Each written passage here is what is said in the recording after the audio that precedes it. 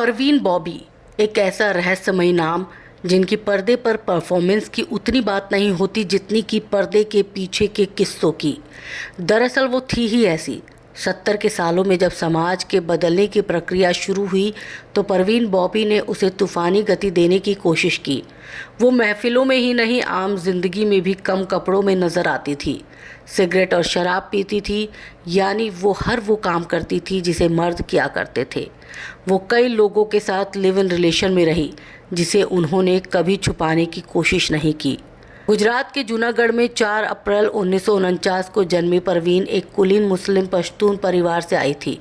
उनके पिता का नाम था वली मोहम्मद खान बॉबी, जिनका साया तब उठ गया था जब वो 10 साल की थी। परवीन बॉबी बला की खूबसूरत थी। एक पार्टी में चेतना फेम BR इशारा ने उन्हें देखा और चेतना पार्ट 2 यानी चरित्र में एक ऐसी लड़की का किरदार ऑफर किया जिसके पिता कर्ज में डूबे थे और कर्ज देने वाला उनकी बेटी का शारीरिक शोषण करता था, और जब वो गर्भवती हो गई तो उसे अपनाने से इनकार कर दिया। परवीन को ये किरदार बहुत चुनौतीपूर्ण लगा। एक अन्य आकर्षण था मशहूर क्रिकेटर सलीम दुर्रानी का इसमें नायक होना। चरित्र तो फ्लॉप हो गई और नायक सलीम दुर्रानी भी, मगर परवीन बॉबी चल निकली। अपने दौर में परवीन का जलवा इतना ज़बरदस्त था कि उनकी समकालीन जीनत अमान, राखी, रीना रॉय, रेखा, हेमा सब पीछे रह गए। और तहलका तो तब मचा जब अमेरिका के टाइम्स मैगजीन के कवर पेज पर उन्हें उनकी खूबसूरती के कारण जगह मिली। बॉलीवुड की तमाम हीरोइनें जल भुनकर राख हो गई। भारतीय फिल्मी पत्रिकाओं के कवर पेज पर तो वो छपती ही रहती थी। बावजूद इसके वो खूबसूरत होने के साथ साथ टैलेंटेड भी थी, मगर उनकी ट्रेजेडी ये रही कि उन्हें उनके टैलेंट को एक्सपोज करती कोई फिल्म नहीं मिली जिसके लिए उन्हें याद रखा जाए। फिल्मों के बाद परवीन दूसरे कारणों से भी ज़्यादा चर्चाओं में रही। पहले डैनी के साथ कई साल खुलेआम लिव इन में रही, फिर दोनों आपसी रजामंदी से अलग हो गए।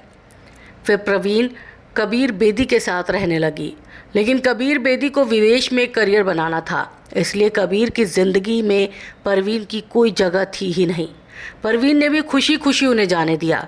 अमिताभ बच्चन से उनकी नज़दीकियों के भी बहुत चर्चे रहे। अमिताभ ने उनके साथ 8 फिल्में की जो कि ज़्यादातर हिट रही। पब्लिक भी उनकी जोड़ी को बहुत पसंद करती रही। और फिर महेश भट्ट आए उनकी ज़िंदगी में, जिन्होंने परवीन के लिए अपनी पत्नी और बेटी को भी छोड़ दिया।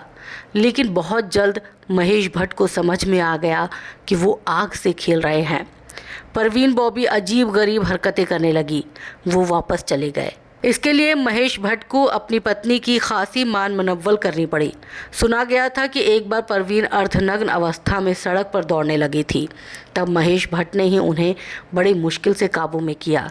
टॉप मनोचिकित्सक को दिखाया गया, जिन्होंने बताया कि परवीन को एक बीमारी है और ये बीमारी उनके हालात के कारण है या जेनेटिक है, ये नहीं पता।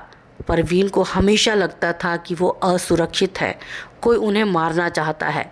बाद में महेश भट्ट ने अपने इस अनुभव पर अवार्ड विनिंग अर्थ फिल्म भी बनाई। इसके बाद परवीन कुछ सालों तक विदेशों में भी रही।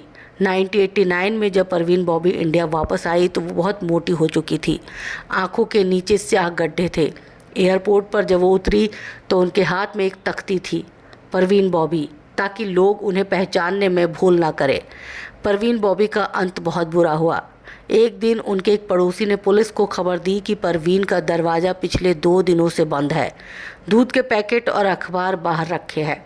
जब दरवाज़ा तोड़ा गया तो परवीन मृत पाई गई।